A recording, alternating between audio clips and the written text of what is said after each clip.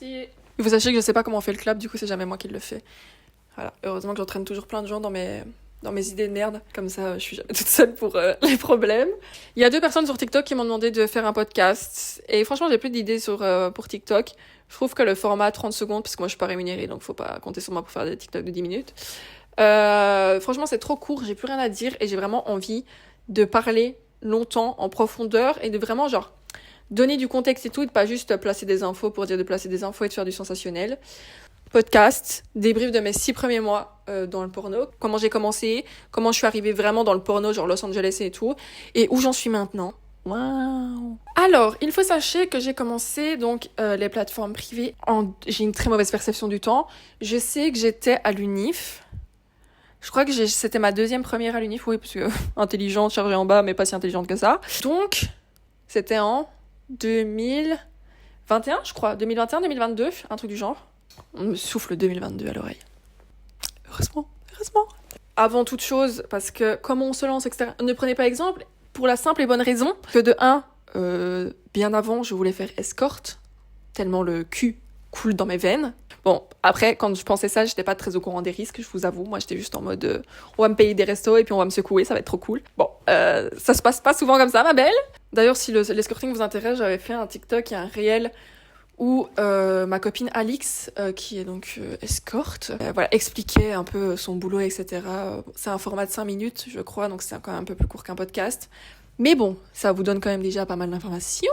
Donc bref, tout ça pour vous dire que moi, c'est vraiment genre, je vous jure que quand je vous dis que c'est un truc, c'est dans mon ventre, vous voyez, c'est pas, je me suis jamais dit, j'ai jamais réfléchi à genre de... Enfin, j'ai jamais réfléchi à je vais travailler dans le milieu du sexe, puisque du coup, entre l'escorting et Mime OnlyFans, je faisais quand même des études de psychologie, que j'ai d'ailleurs, j'ai terminé mes 3 premières années, un bac plus 3 du coup, en psychologie, puisque je voulais faire sexologue. Donc quand j'ai fini l'escorting, ma phase escorting, je voulais être sexologue. C'est toujours un truc qui m'intéresse énormément, puisque du coup, j'ai beaucoup lu sur le sujet, j'ai beaucoup de livres, et j'adore, tout simplement, j'adore ce sujet-là.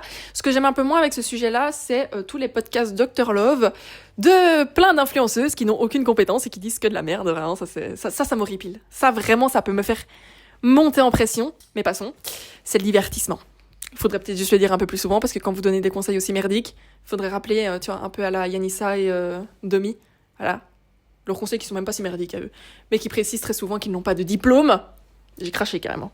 Et du coup, je me suis lancée donc sur Mime en premier, parce que c'était un peu... Tout le monde commençait à ouvrir ses comptes Mime, et j'avais beaucoup d'abonnés sur les réseaux sociaux. Alors, beaucoup.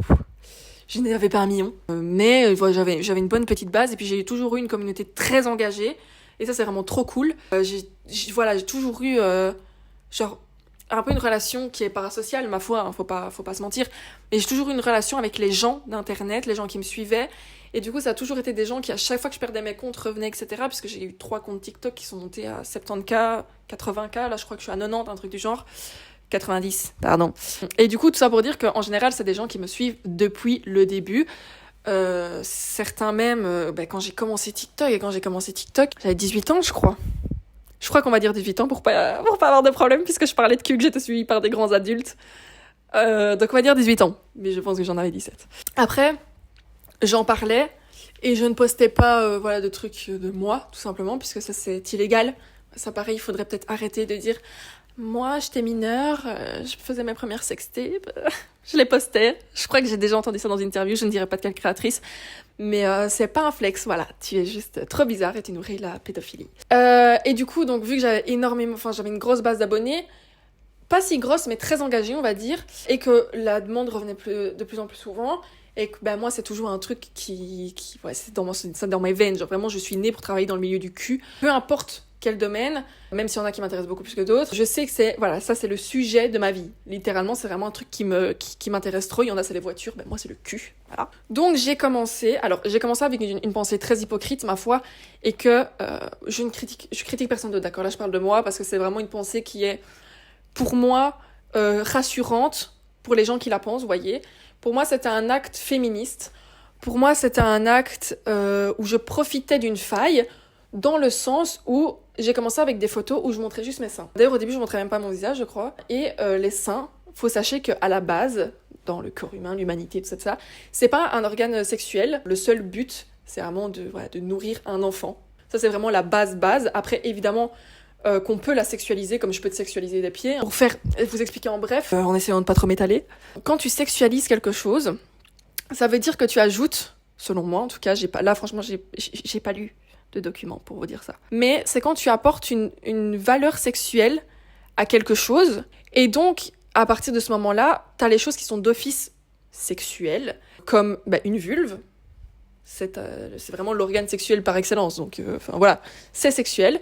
Mais par exemple, je sais pas, si lécher des pieds, ça te fait trop d'effet, les pieds, tu les sexualises, et donc tu ajoutes une valeur sexuelle aux pieds, et donc ça devient, c'est sexualisé, vous voyez. Et en fait, j'étais dans une grande quête de moi-même, je pense, et je découvrais le féminisme, puisque je suis une ancienne BDH extrême.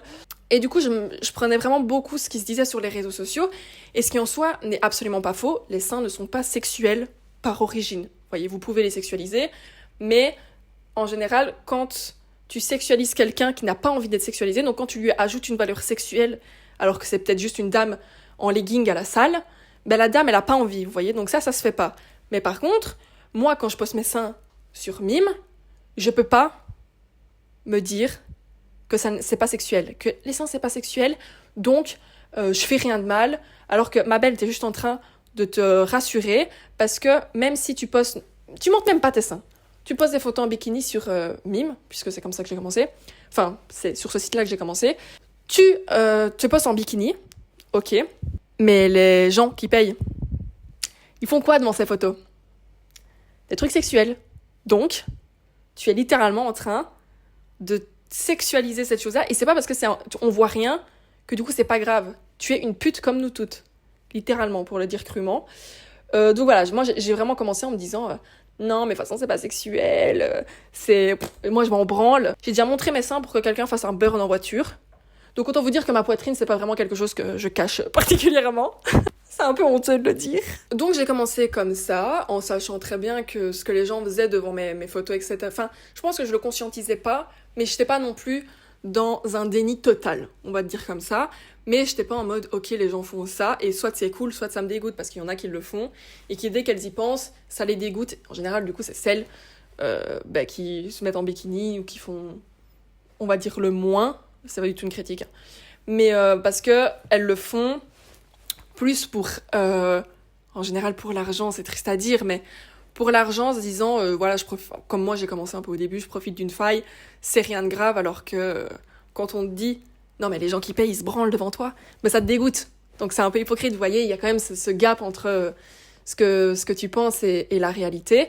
Et ça, je pense qu'il faut le conscientiser avant de faire quoi que ce soit, te dire, ok, ça va être perçu comme ça, les gens vont l'utiliser comme ça. Bref, donc j'ai commencé comme ça. Et ça, vu que j'avais une bonne base d'abonnés, ça a toujours fonctionné, on va pas se mentir. J'ai toujours fait que ça en soi. Après, il y a quand même eu ce truc de... Je vois les meufs sur Twitter, je vois le porno, et je me dis, putain, je veux être cette meuf, vous voyez. Enfin, je veux dégager la même chose que cette meuf. Je veux pas être cette meuf, mais je veux, genre, dégager la même chose et avoir le même aura, avoir le même résultat, etc. Du coup, j'ai commencé à montrer mon visage. Moi, j'étais super chum à l'école, à l'époque, pardon. J'avais un carré blond. Pourquoi personne m'a dit, putain. Du coup, franchement, moi, le seul problème que j'ai avec les leaks, c'est les anciennes vidéos. Parce que franchement, leaker celle de maintenant, hein, c'est une dinguerie. Mais pas à l'ancienne, je vous en supplie, j'étais trop laide, bref. Et du coup, ah oui, et une question qui revient souvent avant que je passe à la suite, c'est comment tu l'as annoncé à tes proches, etc. C'est-à-dire que, je sais pas, je suis rentrée, et j'ai dit, au fait, j'ouvre un Mime. C'est quoi Mime? C'est une plateforme où la meuf, elle se poste à poil. Hein, tu vas te poster à poil? Ouais, mais tranquille, juste mes seins, vas-y, rien à foutre, tu vois. Ah, ok, hein, mais fais attention à toi. Voilà. J'espère que vous avez apprécié mon imitation. Du coup, franchement, rien à foutre. Ça, c'était trop cool aussi. Et il faut sachez que j'ai appris, après, qu'en fait, au début... Oh là, je me confie, je l'ai jamais dit, hein. Parce que j'avoue jamais mes bêtises. Quand j'ai commencé TikTok, et du coup je parlais déjà de cul, parce que moi, faut sachez qu'une fois on m'a mis un zizi en bouche, après c'était fini, c'était vraiment... Et j'ai compris que c'était vraiment dans mon ADN. Du coup je postais des TikTok mineurs, où je parlais de cul, mais en soi, c'est discutable en fait avec le recul, parce que je pense que maintenant, avec mes yeux de plus adulte, je trouve ça bizarre. Mais bref, et du coup, je faisais des jeux de mots, je faisais des trends, etc. Je parlais pas, je faisais pas de tuto explicite, je postais rien, voilà. Et j'ai appris que quelqu'un de proche de ma famille, genre, avait été montrer mes TikTok à ma mère, alors qu'il y avait rien dans les TikTok, gros, enfin, je veux dire, ma maman, elle sait de quoi enfin, tu vois, genre, elle est pas née des choux non plus, tu vois, genre, c'est pas grave ce que je dis, je suis pas en train de dire bonjour qui veut me sauter à 17 ans, tu vois, donc tranquille.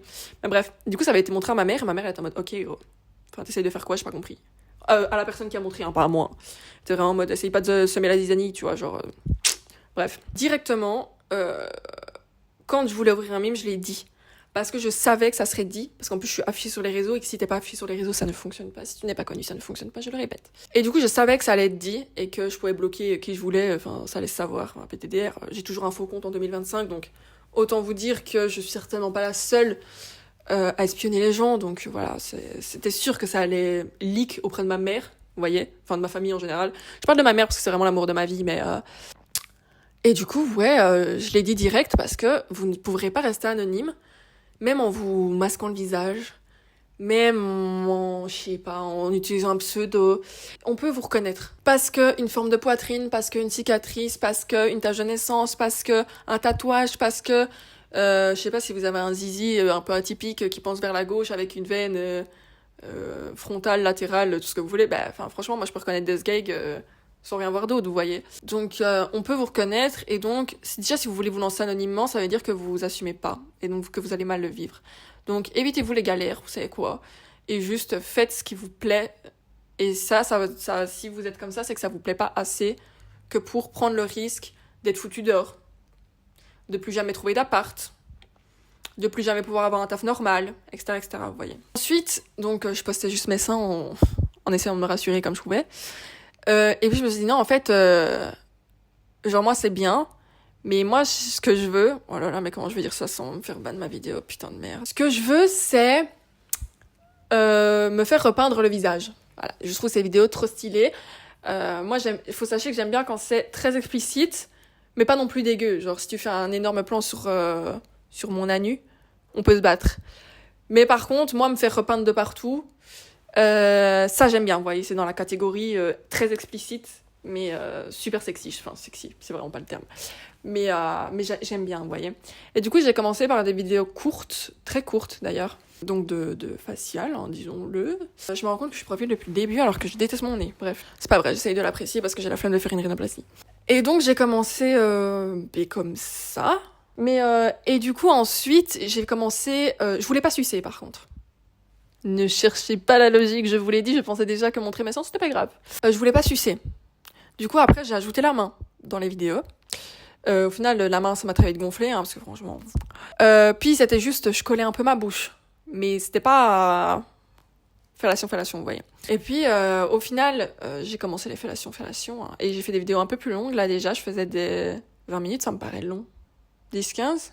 Alors qu'avant, c'était vraiment genre moins d'1 minute, je crois. Et puis, donc tout ça est allé sur 2 ans. 2 ans parce que du coup, même si je savais que j'étais dans la bonne voie et que c'était ce que je voulais faire, mais j'ai voulu prendre le temps de réfléchir. Et j'ai tellement réfléchi que vers la fin, je continuais à faire des vidéos parce que j'adorais ça, mais je savais que je voulais plus. Vous voyez ce que je veux dire ? Je savais juste pas comment le faire parce que je voulais bien le faire, parce que du coup, j'ai commencé jeune.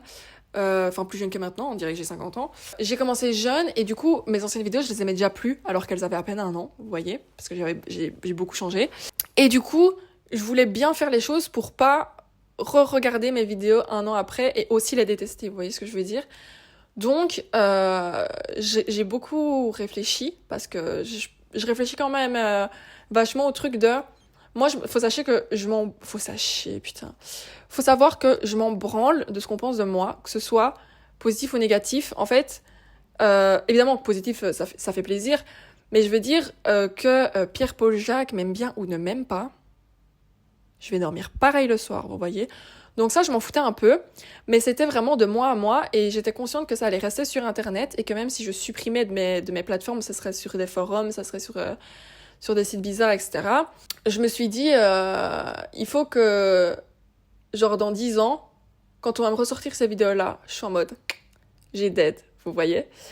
Et là, ma bonne étoile, mon ange gardien, je ne sais comment dire, j'ai été repérée par Manuel Ferrara, tout simplement, rien que ça, alors que mon Twitter, il n'y avait pas de porno. Et juste, il a vu que j'avais un mime, et un OnlyFans aussi à ce moment-là déjà.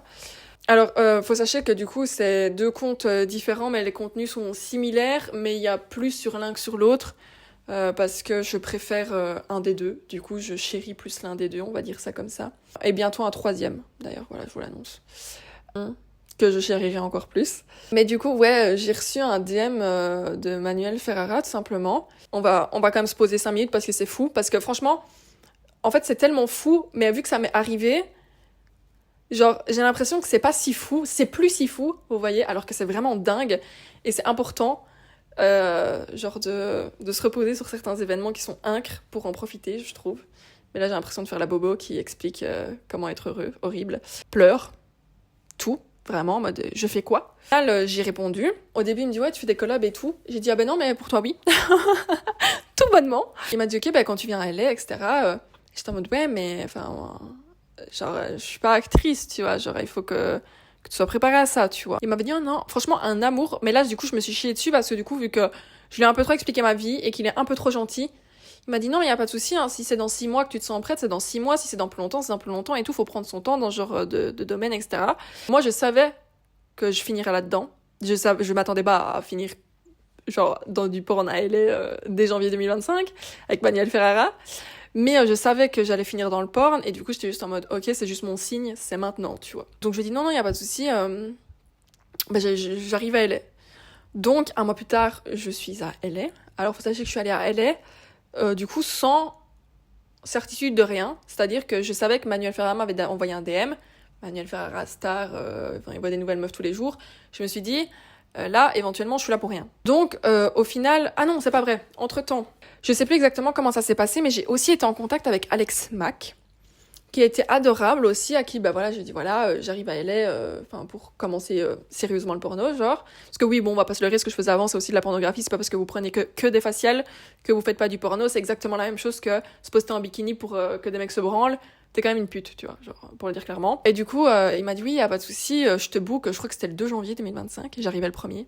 Et il m'a dit, oui, y a pas de souci, tout, il a été adorable, je lui ai demandé comment ça se passait et tout, parce que moi, même niveau contrat, niveau contenu, etc., aucune idée de comment ça se passe. Donc, je suis allée à Los Angeles. Le 2, je vois donc Alex pour mon premier tournage. Il était tellement gentil, mais j'étais tellement stressée. Genre, pourtant, on a parlé genre bien 1 heure avant. Il est venu me chercher en bas du bâtiment, etc. Et en plus, c'était dans les locaux de Mister Lucky POV. Du coup, j'avais vu le background et tout, j'étais en mode, est-ce que je peux prendre une photo des néons et tout, grosse fan, vraiment. Donc on parle et tout, mon anglais qui est pas dingue en plus, donc ça aide pas. Il me dit, est-ce que je peux faire quelque chose pour, genre, te relaxer? Je réponds, oui, donne-moi un shot de vodka. Je ne bois pas. Je ne bois pas et en général, on évite de boire ou de se droguer avant de faire ce genre de choses. Mais je me suis trouvée drôle sur le moment. Il m'a regardé bizarre, je suis vraiment... c'est le stress, j'ai jamais dit que j'étais drôle. Au final, on tourne, ça se passe super bien. Il me ramène à mon hôtel en plus, putain. Ça change, parce que je vous jure qu'après, j'ai eu des expériences, c'était compliqué. Enfin, compliqué. Pour le retour. Mais j'y viens. Et puis, entre-temps, j'ai renvoyé un message à Manu qui m'a dit, ouais, bah écoute, demain, t'es là. Voilà, donc comment vous dire que moi...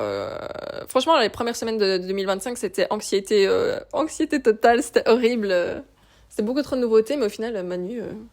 bah nickel, trop chill, quoi. Mais franchement, c'est une folie de, franchement, ouvrir la porte et de voir, genre, Manuel Ferrara. Et je suis vraiment en mode, tout est normal. Et au final, je sais pas pourquoi, j'ai eu une interaction très bizarre dans le hall. Parce que y a une meuf qui, genre, elle me parlait en anglais, mais quand tu sais quand ils savent que je parle français, genre, ils sont gentils, ils ralentissent, etc. Et elle, vraiment, elle déblatère. Et je comprends pas. Elle me dit viens et tout. Je me dis putain, mais je savais pas qu'il venait avec une assistante qui venait me chercher au début et tout. Elle me prenait pour une livreuse de bouffe. Je l'ai compris qu'après, bref.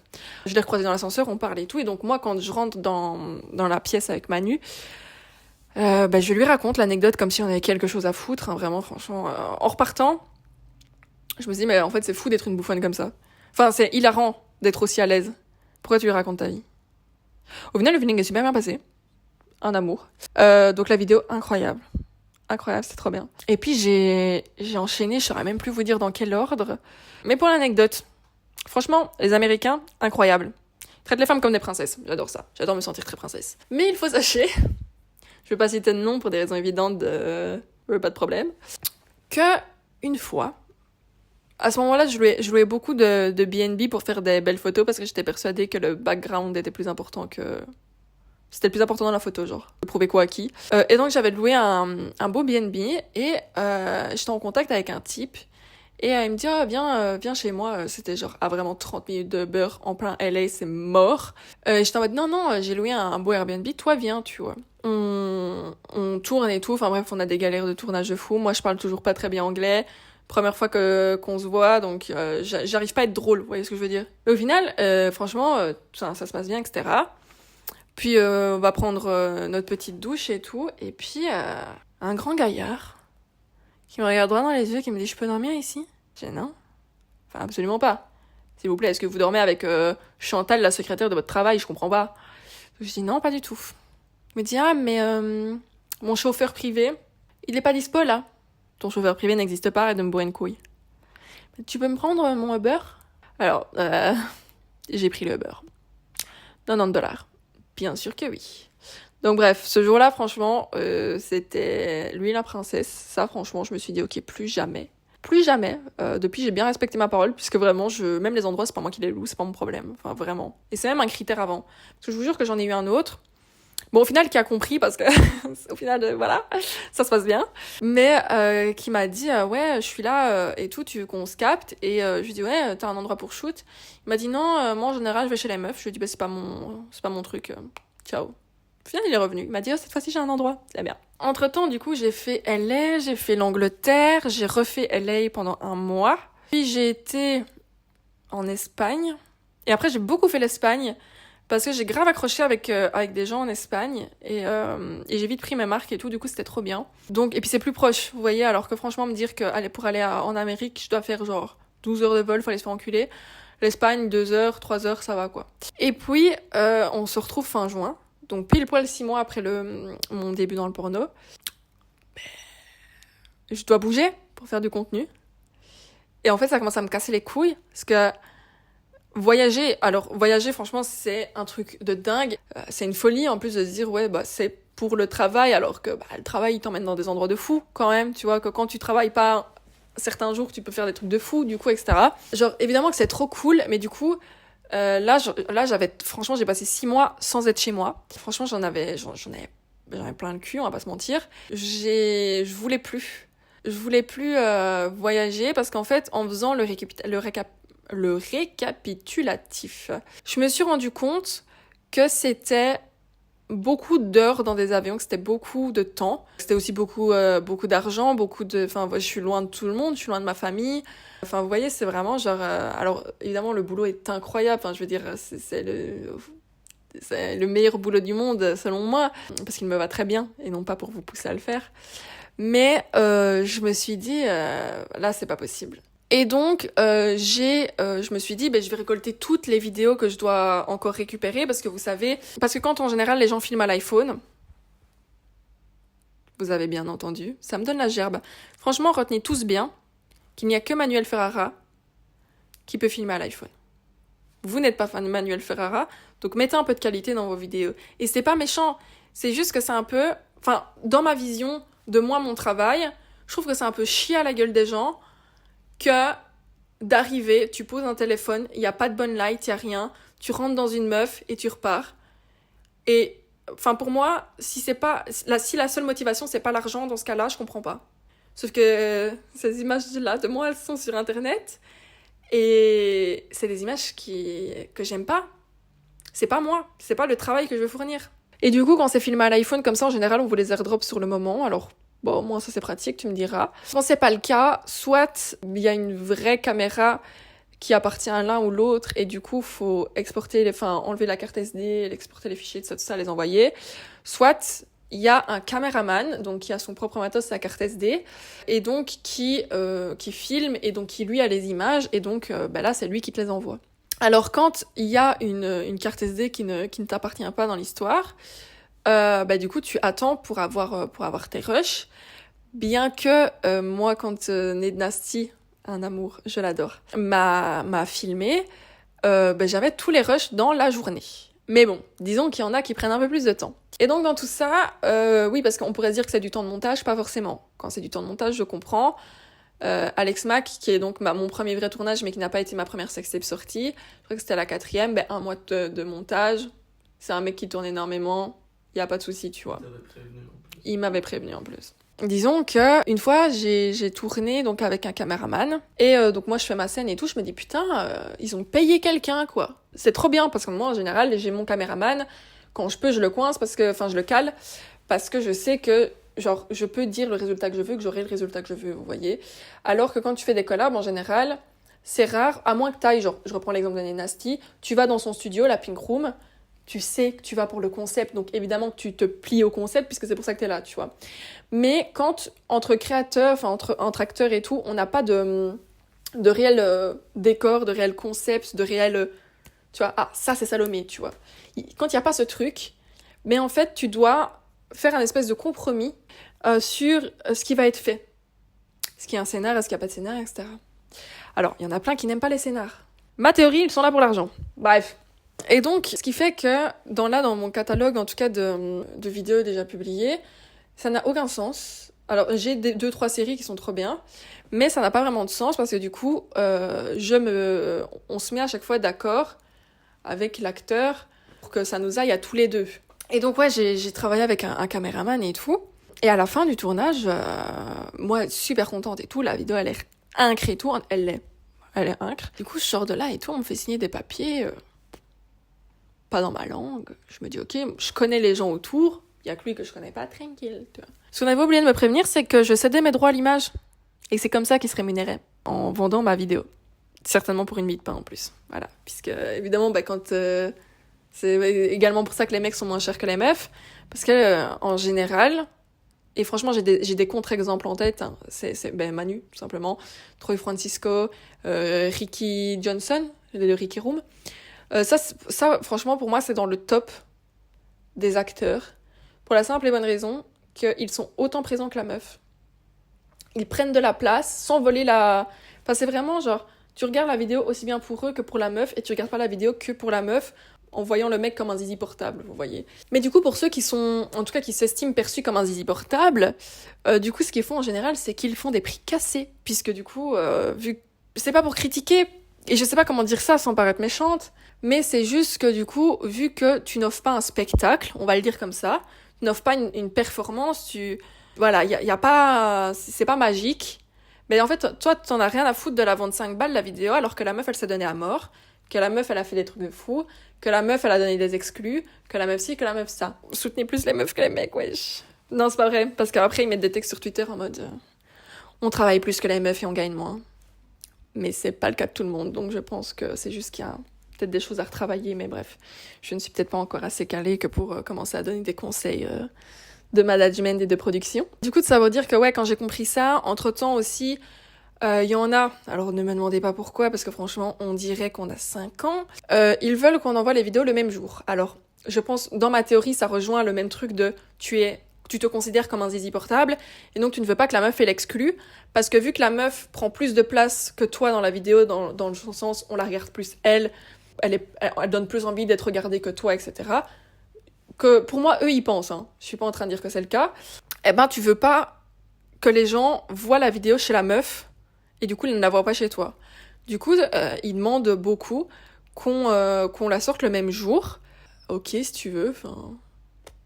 Alors, à la limite, moi, je trouve pas ça correct dans le sens où, surtout pour des exclus, et quand je dis exclus, je parle de tout ce qui est anal, de tout ce qui a plusieurs, vous voyez, de tout ce qui n'est pas zizi dans Pépette, vous voyez, de tout ce qui est un peu plus.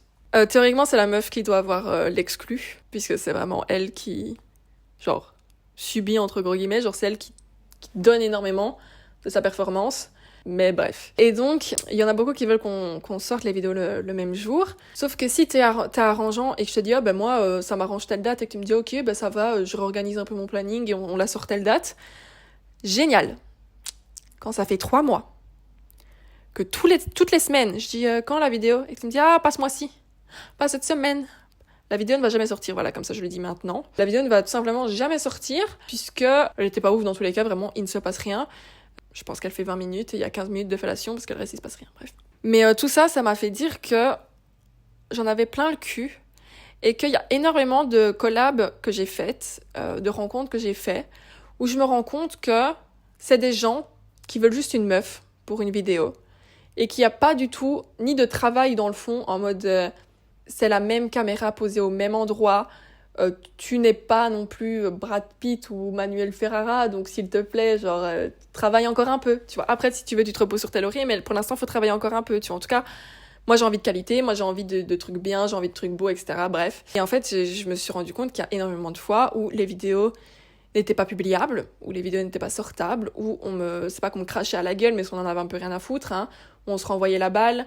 Demande à un tel pour ta vidéo, demande à un tel pour ta vidéo, demande à un tel pour ta vidéo. Au final, après, il faut 4 jours pour que je l'ai, parce que le WeTransfer, il va pas, parce que si ça, fichier corrompu. Au final, on me dit que je suis une petite garce. Enfin, même si c'est censé être amical, va te faire enculer, c'est vraiment toi qui fais chier, là. Enfin bref, tout ça m'a fait dire que je voulais diminuer ma fréquence de contenu. Je voulais diminuer ma fréquence de tournage. Et je voulais diminuer le nombre de fois où je travaille avec des acteurs, parce que j'ai envie d'apporter ma patte, et j'ai envie de travailler avec des gens qui respectent ça, j'ai envie de travailler avec des gens qui me fournissent autant d'énergie que moi je leur fournis. Genre, s'il vous plaît, une fois, pour vous donner un exemple vraiment de ce que moi je prends comme de l'irrespect, en tout cas pour mon travail, parce que même si, genre, je conçois que baiser devant une cam, c'est vraiment peut-être pas le travail le plus facile du tout, mais c'est un travail chill, c'est un travail où t'es ton propre patron, c'est un travail qui te donne plein d'avantages, notamment moi, le fait de voyager, puisque personne ne travaille autour de chez moi, enfin ne fait du porno du coup, etc. Mais en fait, quand je me déplace, que j'arrive, que je fais déjà 40 minutes de Uber, parce qu'en fait, tu sais pas ce que tu racontes et que t'es vraiment à l'autre bout du monde, pas du tout dans la ville dans laquelle je suis, bref, que j'ai pris l'avion, etc. avant, hein, quand même, faut le replacer, que j'arrive, qu'on me dit non, t'inquiète, il y a un caméraman, qu'on me sort un iPhone. Alors oui, il y avait un type pour tenir l'iPhone, mais tu me sors un iPhone. Et qu'au plein milieu de la vidéo, déjà le caméraman qui se touche la bite. C'est... Enfin, je sais pas, est-ce que ton boulanger, il se marie réparer des tuyaux? Non, t'es caméraman, pourquoi tu commences à... Non, bref, trop bizarre. Et ça change l'angle de la caméra pour faire des clips pour Twitter au plein milieu de la vidéo, ce qui fait que la vidéo est pleine de cuts, littéralement toutes les 2 minutes, puisqu'il fallait des clips pour Twitter. Ouais, au lieu de prendre des extraits de la vidéo, je sais pas compris, je vous avoue. Mais là, je me suis vraiment dit, en fait, on me chie à la gueule. J'ai été super gentille, j'ai été super patiente, j'ai expliqué plein de choses, j'ai donné plein de tips. J'ai passé 2 heures à faire la babysitter, à tout expliquer, à t'expliquer tous les contrats, etc. Parce que tu fais n'importe quoi alors que t'es censé être professionnel et tout. Au final, le tournage, il ressemble à ça. J'ai 40 minutes de rubber retour, alors que moi, je mange pas avant les tournages parce que je peux rien avoir dans l'estomac. Si vous voyez ce que je veux dire. La tête qui tourne et tout, rien qui va. Au final, la vidéo, elle pue la merde. Non, franchement, je vous jure que je peux pas. Et donc, j'ai vraiment envie de travailler avec des gens avec qui je me sens bien, avec qui je me sens respectée, qui respectent aussi mes envies, ce que j'ai envie de faire, ce que... Voilà, genre, c'est un truc con, mais genre juste une petite mise en situation de scénar, tu vois, en mode... À nouveau, enfin, tu n'es pas Kieran Lee, tu vois, donc... Mais un peu de contexte, les gens ne te regardent pas parce que tu es devenu un fantasme mondial. Les gens te regardent parce qu'ils veulent voir quelque chose de beau, quelque chose d'excitant, quelque chose d'agréable, vous voyez. Et moi, les débuts où juste on monte la meuf en mode elle est bonne, je vais la baiser, regarde, en fait, moi, ça, quand je regarde du porno, je regarde pas beaucoup. Mais en tout cas, moi, quand je fais mon montage et tout, je me dis putain, mais en fait, ça donne pas envie. Tu vois, ça ne donne pas envie. Parce qu'en fait, tu passes de rien à il démonte une meuf. Enfin, à un moment donné, laisse les gens monter, donne du contexte, donne envie, vous voyez, ce genre de choses. Et c'est quelque chose que du coup, je retrouve pas dans plein de vidéos.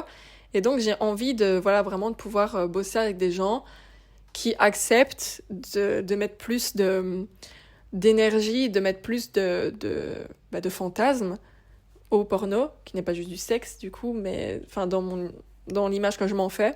Donc là, je suis vraiment en pleine crise existentielle, après seulement 6 mois.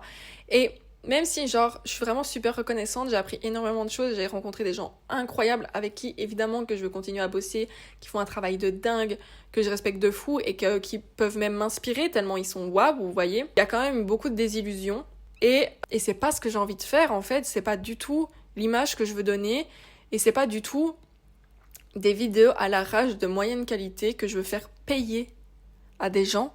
Enfin, je suis désolée, mais c'est vraiment se foutre de la gueule du monde et irrespectueux parce que à partir du moment où il y a de l'argent en compte, ben, fais un effort, mets de l'énergie.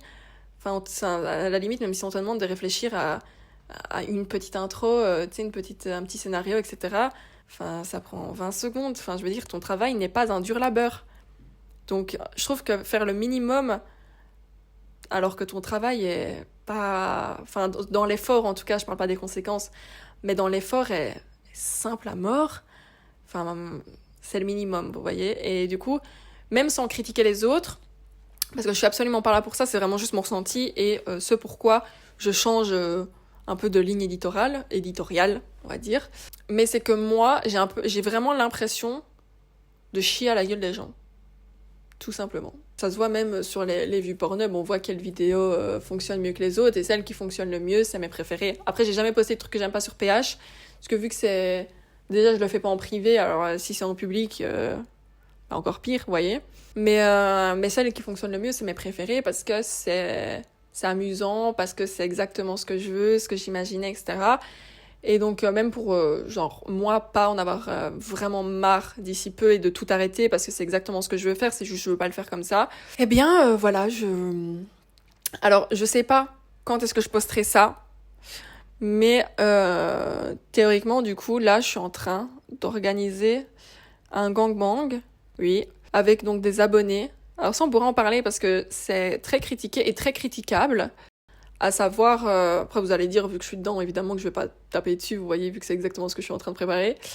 Mais genre, pour moi, c'est critiquable à partir du moment où tu demandes aux gens de payer tes plateformes privées pour en sélectionner, pour les baiser, alors que, je vous le dis tout de suite, même si c'est pas cette méthode, c'est 90% de faux, 90% de faux. C'est des potes, c'est des gens de Tinder, c'est des gens de ci, c'est des gens de ça, c'est pas des abonnés, voilà, comme ça vous savez.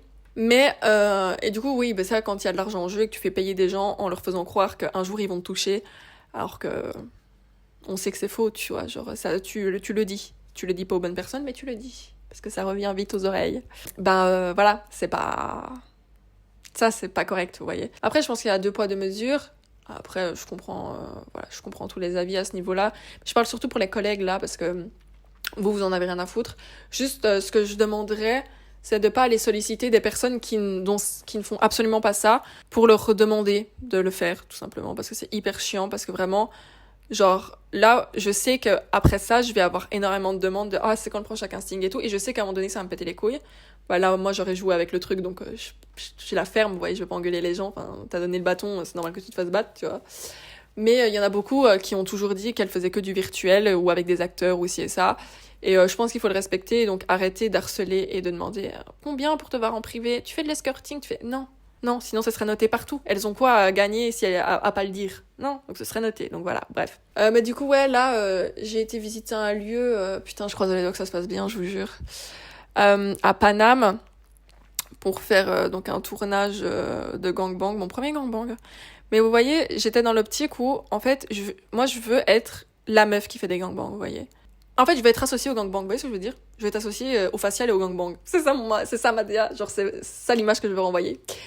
Et du coup, ouais, j'ai plus envie de me diriger vers ça. Bon, après, il y aura toujours des acteurs et tout, parce qu'il y a des gens que j'adore, et puis c'est hyper cool quand même, vous voyez, mais ce sera beaucoup moins de... un peu tout le monde et n'importe qui, hein, parce que du coup, ça ne paye pas. Et voilà, on a fait tellement de démarches, vous ne pouvez pas imaginer les galères. Mais tout se passe bien. Je pense que le porno, c'est un milieu qui est vachement inconnu et opaque vu de l'extérieur. Il y a plein de gens qui le voient comme un milieu glauque, comme un milieu où tout le monde se tire dans les pattes, comme un truc super machiavélique et tout. Alors que pas du tout, vraiment, tout le monde est chill, tout le monde est bienveillant. Parfois un peu trop chill du coup, puisque moi ça me pose problème. Mais bon, chacun sa méthode de travail, on va dire. Et franchement, il y a énormément de gens qui ont été vraiment adorables avec moi, et je pense que, bah, même dans les vidéos, je pense qu'à un moment ça se ressent. avec qui, bah non, en fait, parce que je poste pas s'il y a pas de feeling, vous voyez. Genre, tu regardes pas du porno pour avoir l'impression de regarder tes parents divorcés qui se rentrent dedans, vous voyez. Mais non, même si franchement les gens sont adorables et tout, je pense que voilà, j'ai juste envie de vraiment travailler avec mes coups de cœur. Il y en a quand même pas mal, donc ça va. Il y aura encore des vidéos. Je veux vraiment être genre 100% fière de chaque contenu, surtout si genre ça engage minimum 1 euro. Tu peux pas demander de l'argent aux gens et leur servir de la merde, genre c'est pas possible. Ne vous lancez pas. Ne vous lancez pas. Je pourrais vous parler des conséquences si vous voulez une fois, y a pas de souci. Ou des questions est-ce que ça se pique, est-ce que ça mange des pilules et tout. Si vous voulez, je vois que j'ai vu sur TikTok que ça intéressait des gens, donc voilà. Mais genre vraiment réfléchissez à tout ce que ça engage quand vous vous lancez, même d'un point de vue organisation, etc.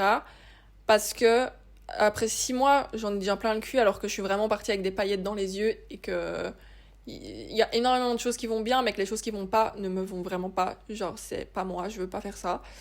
Et bah, je pense que si tu sais pas rebondir, tu peux vite, même si on va dire que tout se passe bien au début pour toi, ce qui déjà est compliqué, mais ça peut être difficile de rebondir d'un point de vue de ton entourage si t'es pas bien entouré, si t'as pas les gens spécialisés dans chaque domaine pour t'aider, etc.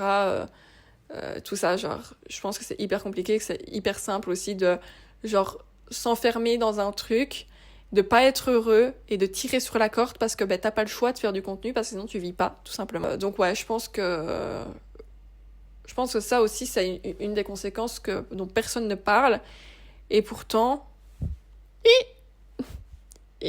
compliqué. Voilà, un jour je vous parlerai des productions qui forcent votre consentement, mais ce sera dans un autre épisode. Non, y a rien à dire, tout est dit, voilà. Mais il fallait que je le place quelque part, je trouvais que c'était le meilleur épisode. Bon bah écoutez, je pense que le débrief est fait. Peut-être qu'on se retrouve dans 6 mois. J'espère que dans 6 mois, c'est pas pour dire que tout m'a saoulé. Parce que sinon, je pense que c'est un signe, ma belle. Arrête. Non, je pense pas. Mais voilà, peut-être qu'on fera un autre débrief. En tout cas, vous avez tous mes débuts dans le porno. Évidemment, il y a beaucoup plus d'anecdotes un peu négatives que positives. Parce que si je vous dis... Manuel, il est incroyable. Kerani, il est incroyable. Alex Mack, il est incroyable. Mister Lucky Puppy, il est incroyable. C'est chiant. C'est chiant. Mais c'est vrai. Mais c'est chiant. Du coup, voilà. C'est un peu plus négatif que positif. Mais ce n'est pas une prison dorée, comme certains le disent. Tout va bien. Je vous assure. Mais tout ira encore mieux bientôt. Avec du nouveau contenu. Bisous!